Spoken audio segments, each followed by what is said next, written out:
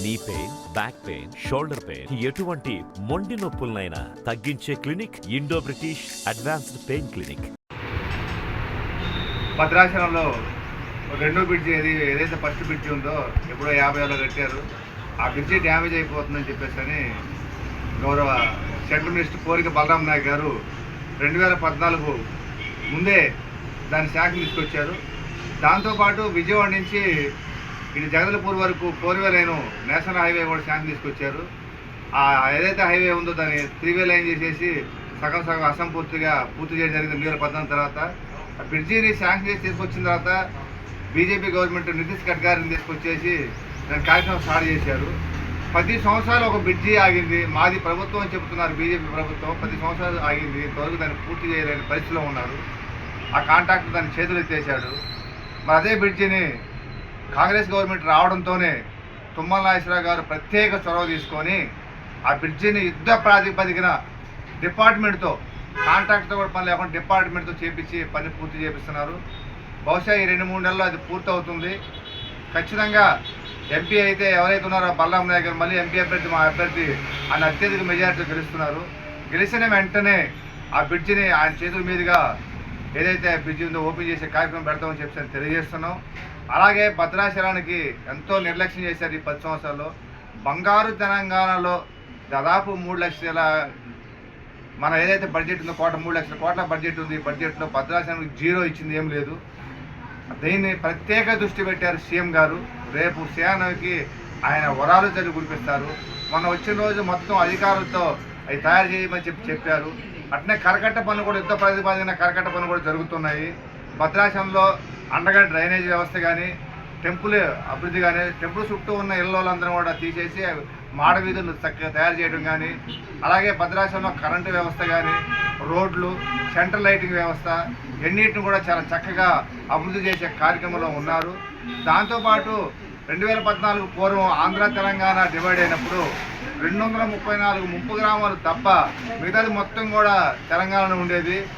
దాన్ని ఎప్పుడైతే BJP government వచ్చిందో వాళ్ళు చంద్రబాబు నాయుడు కలిసి టోటల్గా భద్రాచలాన్ని చిన్న ముక్క చేసి పక్కన సేవన కానీ, రాజపేట కానీ కూడా లాక్కునే పరిస్థితి చేశారు.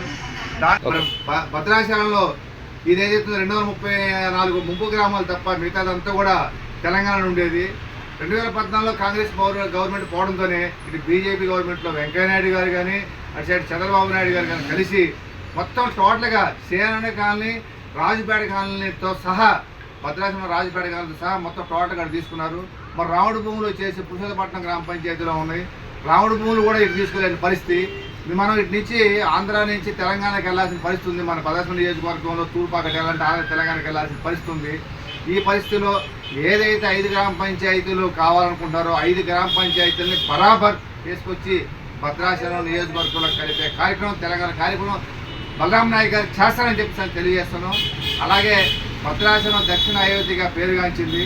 నిన్న కొత్తగూడ నుంచి అయోధ్యకు ట్రైన్ పెట్టారు. అలా కాకుండా భద్రాచలం నుంచి ట్రైన్ వెళ్ళే విధంగా పాండురంగా నుంచి భద్రాచలం 11 కిలోమీటర్లు అభివృద్ధి చేసేసి భద్రాచలం రైల్వే స్టేషన్ని, పాండురంగాపురం రైల్వే స్టేషన్ నుంచి భద్రాచలం వరకు సారపాకులు పెట్టే కార్యక్రమం బలరాం నాయక్ గారు చేస్తారని చెప్పి తెలియజేస్తున్నాం.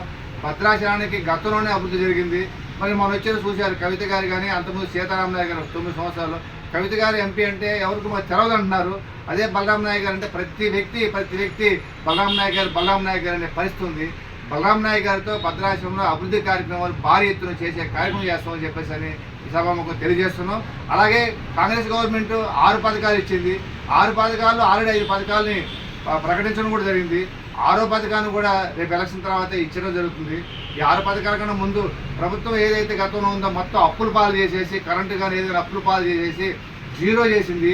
అన్నింటినీ సరిచేసి ప్రజాపాలన, ఇంద్రమ్మ పాలన ఇచ్చే కార్యక్రమం కాంగ్రెస్ ప్రభుత్వం చేస్తుందని చెప్పి తెలియజేస్తుంది. రెండో హెజ్జకు పేరుగాంచినటువంటి భద్రాచలం పట్టణం పుణ్యక్షేత్రం, అదేవిధంగా 4 రాష్ట్రాలకి కొడలిగా ఉన్నటువంటి రహదారి బ్రిడ్జి ఎప్పుడో 1963లో ఒక బ్రిడ్జి ప్రారంభించడం జరిగింది.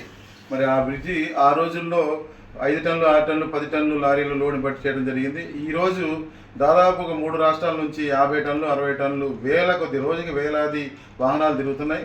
దాన్ని దృష్టిలో పెట్టుకొని కేంద్ర ప్రభుత్వం 2014లో రెండో రహదారి బ్రిడ్జిని శంకుస్థాపన చేయడం జరిగింది.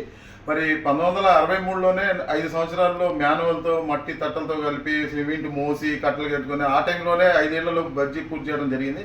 కానీ అది ఇంత టెక్నాలజీ పెంచి ఈ దాదాపుగా ఒక 15 నెలలు 16 నెలల్లో కంప్లీట్ చేయాల్సిన బ్రిడ్జిని దాదాపుగా 10 సంవత్సరాలు అయినా కూడా ఇటు కేంద్ర ప్రభుత్వం కానీ గతంలో ఉన్న టీఆర్ఎస్ ప్రభుత్వాన్ని పట్టించుకున్న పాపని పోరాడ అయినా కూడా అసలు అది ఎంత అవసరం అంటే అంత అవసరం. ఎందుకంటే దాదాపుగా 60-70 ఏళ్ళు అయిపోయింది అవతల బ్రిడ్జి అయిపోయి, దాని మనుగడ ఎంత ఉందో తెలియదు.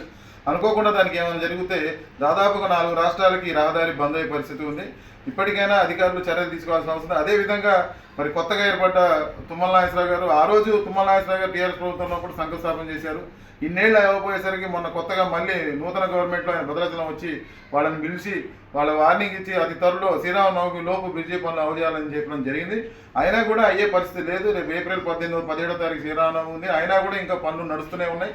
మరి ఇంత నత్తనడకన అదేవిధంగా మధ్యలో చాలాసార్లు అది క్వాలిటీ కంట్రోలింగ్ లేక కొన్ని 2 సార్లు స్తంభాలు తీయడం జరిగింది. అదేవిధంగా నాణ్యత లేకుండా చేస్తున్నారనే ఆరోపణలు వచ్చినాయి. వాటన్నిటి మీద కూడా కొంచెం విచారణ జరపాల్సిన అవసరం ఉంది. ఎందుకంటే మనం చూసాం, మనం మేడిగడ్డ లాంటి ఏం జరిగిందో అదేవిధంగా ఈ బ్రిడ్జి మీద కూడా చాలా అపోహలు ఉన్నాయి. మరి 2 సార్లు 2 పిల్లర్లు తీయడం జరిగింది. అసలు సరైన క్యూరింగ్ లేక 5 నెలలు 6 నెలలు చేయకపోవడం, ఆ రాడ్లన్నీ తడిసిపోవడం, వాటికి కెమికల్ ట్రీట్మెంట్ చేసి కాంక్రీట్ వేయాలి. కానీ అలా కాకుండా ఇప్పుడు డైరెక్ట్గానే 6 నెలలకు ఒకసారి పనులు మొదలుపెట్టి వాళ్ళు ఇష్టారాజ్యంగా చేసే పరిస్థితి. కాబట్టి ఈ బ్రిడ్జి మీద మరి సమగ్ర విచారణ జరిపించి క్వాలిటీ కంట్రోల్తో చెకింగ్ చేయించి ఇప్పటికైనా జరిగే పనులని త్వరగా చేయించి మరి ఈ భద్రాచలం పుణ్యక్షేత్రానికి మరి 2వ రహదారిని ఈ 3 రాష్ట్రాలకి 4 రాష్ట్రాలకు కూడా ఉంది. కాబట్టి త్వరగా దీని మీద ప్రభుత్వం కూడా చర్యలు తీసుకొని మరి దీని మీద ఎంక్వైరీ చేసి ఈ బ్రిడ్జి తొందరగా అయ్యడానికి కృషి చేయాలి.